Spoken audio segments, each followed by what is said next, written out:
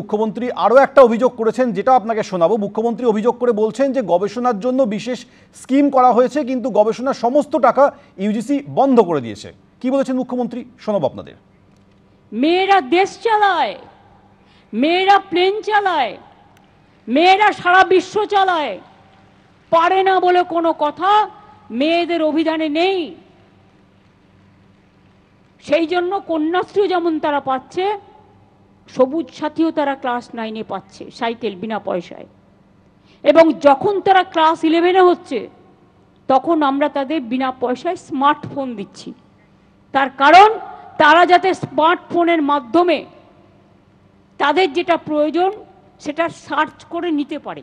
গবেষণা, উচ্চ মাধ্যমিক এসবের জন্য আমরা একটা স্বামী বিবেকানন্দ স্কিম, যেটা মেরিট কাম স্কলারশিপ আছে, সেটাও আমরা দিচ্ছি। গবেষকদের গবেষণার জন্য সব টাকা ইউজিসি বন্ধ করে দিয়েছে, কিন্তু ওটাও আমরা নিজেরা দিচ্ছি। সুকান্ত মজুমদার রয়েছেন আমাদের সঙ্গে। সুকান্তবাবু, আপনি শুনলেন মুখ্যমন্ত্রী কেন্দ্রীয় বঞ্চনা নিয়ে ফের সরব হয়েছেন। মুখ্যমন্ত্রী মিথ্যে কথা বলছেন, ডাহা মিথ্যে কথা বলেন। ইউনিভার্সিটিগুলোতে খোঁজ নিন বিবেকানন্দ স্কলারশিপের কি অবস্থা বর্তমানে। আমি যখন ইউনিভার্সিটিতে পড়াতাম, 1 বছর স্কলারশিপ পাওয়ার পর আমার ছাত্রী স্কলারশিপ পাইনি পরের বছর। এখন বর্তমানে কি অবস্থা একটু তলিয়ে দেখলে পরে বুঝতে পারবেন।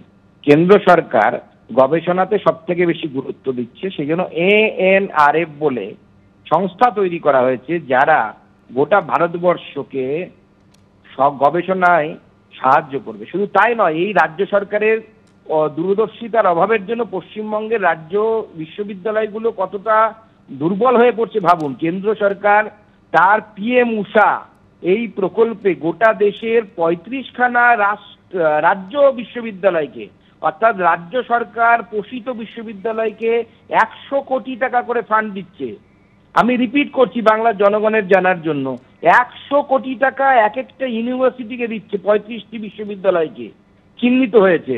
পশ্চিমবঙ্গ এই PM উষাতে অংশগ্রহণই করেনি। ভাবুন, পশ্চিমবঙ্গ এই PM উষাতে অংশগ্রহণই করেনি, তার ফলে পশ্চিমবঙ্গ বিশ্ববিদ্যালয়গুলো পরিকাঠামো দিক দিয়ে চরমভাবে বঞ্চিত হচ্ছে, শুধুমাত্র মুখ্যমন্ত্রী মমতা বন্দ্যোপাধ্যায়ের ঘাড় কাত করা বিহেভিয়ারের জন্য, অহমিকার জন্য।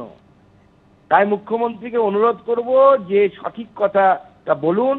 PMRF এর মাধ্যমে 10,000 কোটি টাকার সংস্থান করা হয়েছে রিসার্চের জন্য। আর মাননীয় মুখ্যমন্ত্রী তো কতটা পড়াশুনো করেন নাকি জেনে ভুল বলেন আমি জানি না। QS র্যাঙ্কিং দেখুন, যেটা বিশ্বমানের র্যাঙ্কিং, তাতে ভারতবর্ষ মোদী সরকার আসার আগে কোথায় ছিল, কটা বিশ্ববিদ্যালয় কেন্দ্রীয় সংস্থা QS র্যাঙ্কিংয়ে ছিল, এখন কতগুলো সংস্থা আছে বিশ্বে। ভারতবর্ষ 2022 সালে সায়েন্টিফিক পাবলিকেশনে ওয়ার্ল্ডে 3rd হয়েছি আমরা। মুখ্যমন্ত্রী খবর রাখেন? মনে হয় রাখেন না।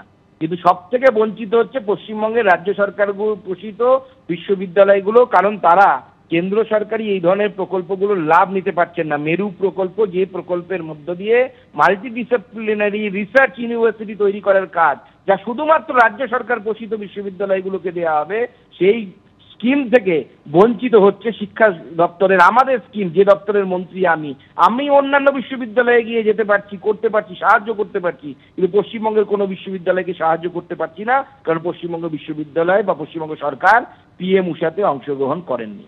অনেক ধন্যবাদ সুকান্তবাবু আমাদের সঙ্গে কথা বলার জন্য।